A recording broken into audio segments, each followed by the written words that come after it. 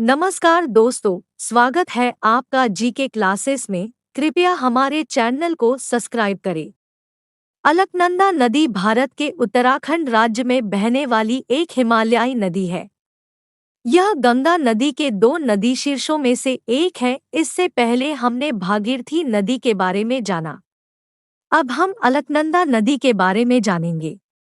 अलकनंदा नदी को पौराणिक ग्रंथों में देवनदी भी कहा जाता है।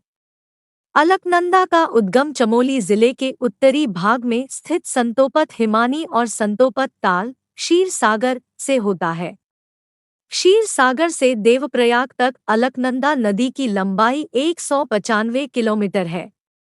अलकनंदा चमोली, रुद्रप्रयाग, टिहरी और पौड़ी जिलों से होकर गुजरती है। गंगा के पानी में इसका योगदान भागीरथी से अधिक है। हिंदुओं का प्रसिद्ध तीर्थस्थल बद्रीनाथ अलकनंदा के तट पर ही बसा हुआ है। अलकनंदा नदी का उद्गम स्थल चमोली जिले में क्षीर सागर से है, जो संतोपत ताल या संतोपत हिमानी से निकलती है। इसकी पहली सहायक नदी सरस्वती नदी है, जो देवताल झील से निकलती है, और ये नदी अलकनंदा से केशव प्रयाग में मिल जाती है। सरस्वती नदी पर दो बड़े पत्थरों से निर्मित भीम पुल भी है। माना जाता है कि स्वर्ग जाते समय भीम ने इस पुल को दो विशाल शिलाओं द्वारा बनाया गया। इसके बाद अलकनंदा की सहायक नदी ऋषिगंगा है, जो नीलकंठ पर्वत से निकलती है और बद्रीनाथ धाम में अलकनंदा से संगम करती है। बद्रीनाथ धाम हिंदुओं के प्रमुख चार धाम में से एक है, जो चमोली जिले में है। इसके बाद खिराव गंगा हनुमान चट्टी मंदिर के पास अलकनंदा से संगम करती है, जो खिरोई से निकलती है। अगली नदी लक्ष्मण गंगा या हेमगंगा है, जो हेमकुंड ग्लेशियर से निकलती है और गोविंद घाट में अलकनंदा से संगम करती है। लक्ष्मण गंगा की प्रमुख सहायक नदी पुष्पावती है, जो कि घांघरिया नामक स्थान पर लक्ष्मण गंगा से मिलती है। अगली नदी पश्चिमी धौलीगंगा है, जो धौलागिरी श्रेणी नीति दर्रा से निकलती है और अलकनंदा से संगम विष्णुप्रयाग में करती है। पश्चिमी धौलीगंगा की प्रमुख सहायक नदियां ऋषिगंगा, गणेश गंगा, गिरथी गंगा है। गणेश गंगा कैलाशपुर नामक स्थान पर पश्चिमी धौलीगंगा से मिल जाती है। गिरथी गंगा गमशाली में पश्चिमी धौलीगंगा से मिल जाती है। ऋषिगंगा रैनी नामक स्थान पर पश्चिमी धौलीगंगा से मिल जाती है। पंच प्रयागों में विष्णुप्रयाग एकमात्र ऐसा प्रयाग है जो बिना आबादी वाले क्षेत्र में स्थित है। विष्णुप्रयाग तक अलकनंदा को विष्णुगंगा के नाम से भी जाना जाता है। इसके बाद विरही गंगा, जो गौना ताल से निकलती है, बहोला में अलकनंदा से मिल जाती है।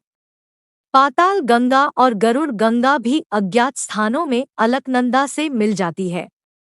इसके बाद अलकनंदा से मिलने वाली अगली बालखिल्य नदी है।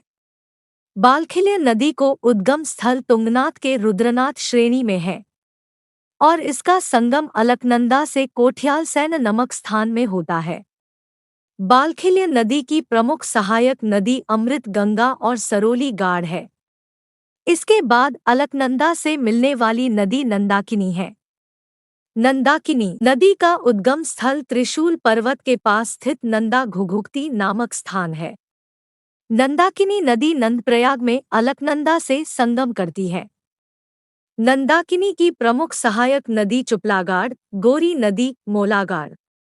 चुपलागाड़ नदी नंदाकिनी से घाट नमक स्थान में मिल जाती है।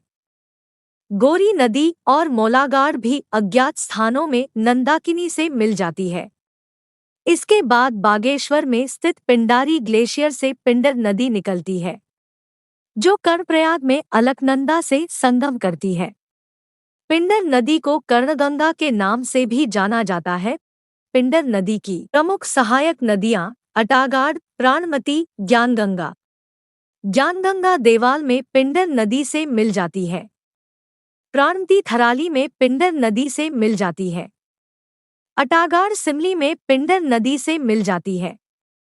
इसके बाद अलकनंदा से मिलने वाली आखिरी नदी मंदाकिनी है, जो मंदरांचल श्रेणी से निकलती है। यह अलकनंदा की सबसे बड़ी सहायक नदी है। यह रुद्रप्रयाग में अलकनंदा नदी से मिल जाती है। मंदाकिनी नदी एकमात्र ऐसी नदी है जो अलकनंदा में दाहिनी तरफ से आकर मिलती है। मंदाकिनी नदी के बारे में हम और ज्यादा अगली वीडियो में जानेंगे। इसके बाद अलकनंदा आगे बढ़कर देवप्रयाग में भागीरथी से संगम करती है और गंगा नदी का निर्माण होता है। अगली वीडियो में हम जानेंगे कि देवप्रयाग से आगे बढ़ने पर गंगा नदी में कौन सी छोटी बड़ी नदियां आकर मिलती है। आशा करते हैं आपको हमारी प्रस्तुति पसंद आई होगी। कृपया अपना सुझाव हमें कमेंट में बताएं और ऐसी ही जानकारियों के लिए आप हमारे चैनल को सब्सक्राइब अवश्य करें। धन्यवाद।